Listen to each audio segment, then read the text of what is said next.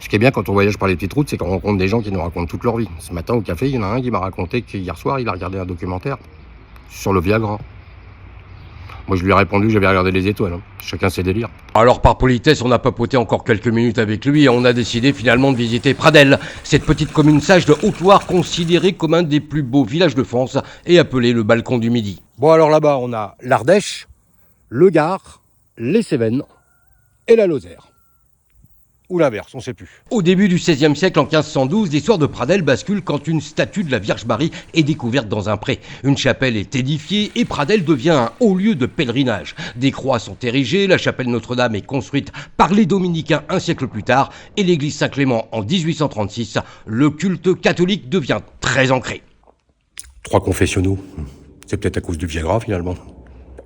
Pradelles, c'est aussi la guerre de religion. En 1588, les Huguenots attaquent une nouvelle fois la commune, mais les habitants se rebellent. Et il se dit qu'une jeune femme, Jeanne Verdette, aurait tué le capitaine protestant à l'aide d'une lourde pierre et l'ennemi aurait alors battu en retraite. Bon, après, on s'est renseigné. Hein. Il paraît que le capitaine est mort que 12 ans après.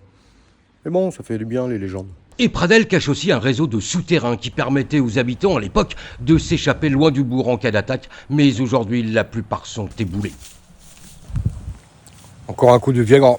Et si Pradelles a longtemps accueilli les pèlerins, c'est aujourd'hui aux randonneurs de prendre le relais sur le fameux GR70, long de 272 km, et que l'écrivain écossais Stevenson avait décrit dans son livre « Voyage avec un âne dans les Cévennes », car ici, oui, les ânes font beaucoup partie du paysage. Mais bon, eux, il paraît qu'ils n'ont pas besoin de Viagra.